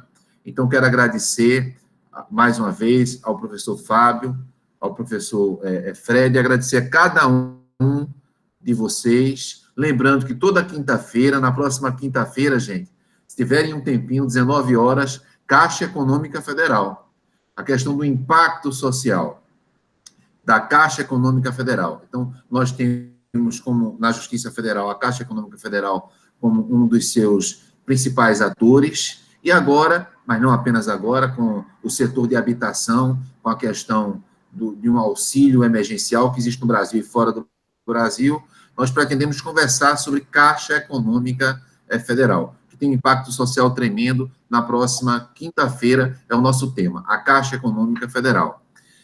Lembrando que esse evento, ele só está ocorrendo, claro, com o apoio do professor Fábio, com o apoio do professor Fred, com o apoio também enorme do professor Fernando, e do professor Zé Maria, só está ocorrendo em função da integração.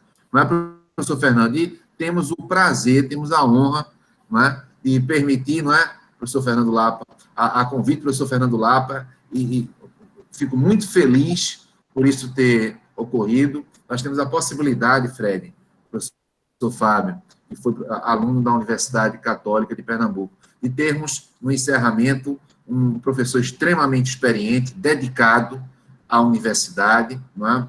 Eu tenho uma admiração, portanto, tremenda, professor Zé Maria, das pessoas que estudam e continuam estudando, não é? Porque me parece que esse é um exemplo ímpar, o professor Ricardo, professor Ricardo com a palavra. Muito obrigado a todos por estarem aqui, e achei muito foram muito proveitosas as intervenções do professor Fred, do professor Fábio. Lembrando isso, sempre que possível, vamos retomar a questão da inteligência artificial, Fred. Se puder participar do grupo de pesquisa também com esse tema, eu te agradeço. Com a palavra, professor Ricardo.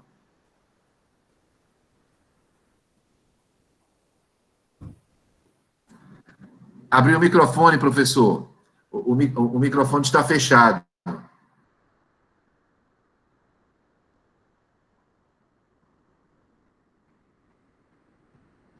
Talvez seja o caso de colocar o cursor na tela, e quando coloca o cursor na tela, aparece embaixo 3 alternativas. Uma delas é exatamente que existem, na verdade, a gente está aprendendo, isso é natural, né? Existem 3 alternativas, isso é absolutamente natural. Aí, uma das alternativas, quando a gente aperta, costuma ser a do centro, aí a gente sai da reunião, né? Tá voltando aí, professor Hélio. Agora...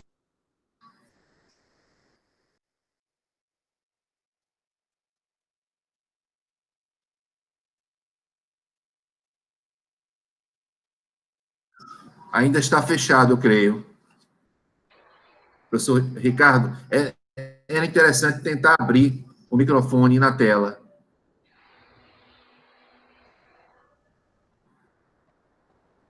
Ainda está fechado.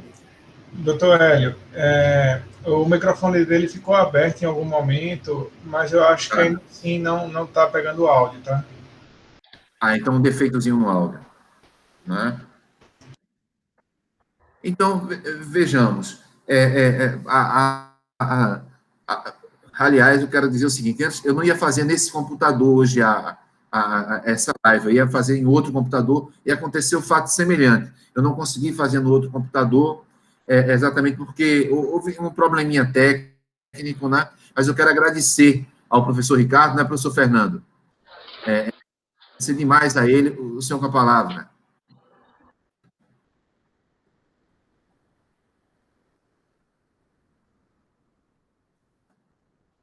Professor, está fechado, professor Fernando, o microfone. Professor Ricardo, ainda nós não estamos conseguindo escutar. Está sem som, professor Ricardo. Cumprimentando a todos e a todas, eu queria reiterar o que já foi dito inicialmente pelo professor Zé Maria, na sequência pelo nosso coordenador, professor Hélio, sobre os ilustres palestrantes da noite de hoje, a pessoa do professor Frederico e do professor Fábio, pela excelente aula que nos deu no dia de hoje. Estamos extremamente agradecidos e envaidecidos pela presença de vocês e agradecidos pela oportunidade que nos deram de conhecer um pouco mais esse tema tão relevante e tão instigante para todos os operadores do direito.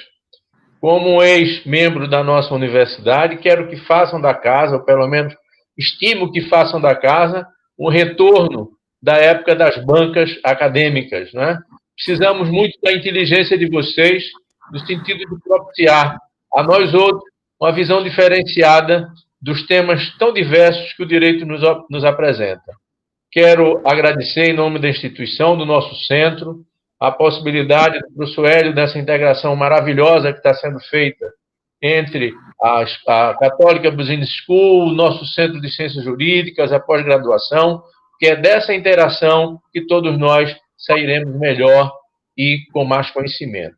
Muito obrigado, agradeço imensamente a participação de todos E de já reitero o convite do professor Hélio para, na próxima quinta-feira, estarmos aqui reunidos para discutirmos as questões e ouvirmos as questões do presente momento da Caixa Econômica Federal, que tem tido um papel tão relevante na assistência da sociedade nesse momento de pandemia. Muitíssimo obrigado, espero revê-los em breve. Muito obrigado, gente, muito obrigado mesmo, agradecendo a cada um de vocês. Fábio, Coller, muito obrigado. Eu agradeço enormemente o convite, dizer que é sempre uma alegria especial retornar à Católica, ainda que virtualmente. Eu estarei sempre daqui à disposição. Um forte abraço e muito obrigado. Obrigado. Bem, meus amigos, eu queria também só reiterar os agradecimentos, agradecer a Hélio, agradecer ao professor Fernando pelas palavras, e também agradecer a plateia. Achei muito bacana a interação aqui, eu vi muitas colocações interessantes no chat, a gente conseguiu, creio que, abordar a maioria delas de forma satisfatória, e estou muito feliz, aprendi bastante, estou satisfeito, sempre à disposição. Tá? Obrigado. Obrigado, gente. Uma boa noite a todos. Uma boa noite.